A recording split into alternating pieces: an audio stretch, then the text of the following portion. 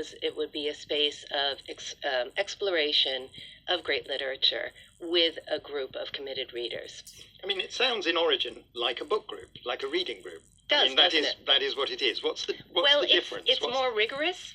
So because the studies are led by a facilitator who is immersed in the content and is passionate about the particular writer or the particular work, the facilitator is responsible for making sure that the discussion is inclusive and supportive, but also in-depth, so that we really move through the literature with some purpose, but also with an openness to everybody being involved in the discussion.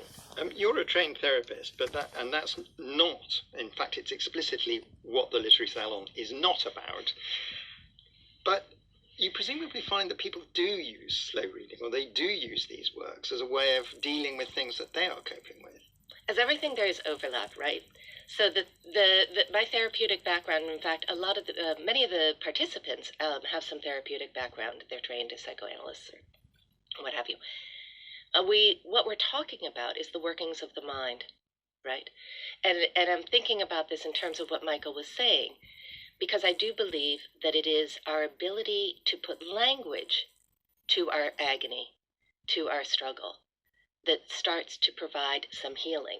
And I don't know if this pushes against Christopher's idea about whether or not we can use literature as self-help, but what I observe in the studies is that when a group is working through a part of the text that's dealing with something with extreme jealousy or loss or grief, that somebody will suddenly claim it.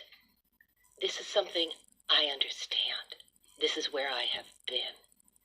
And it isn't that the session then becomes about that person's experience, but that person's more immediate experience illuminates that moment in the text.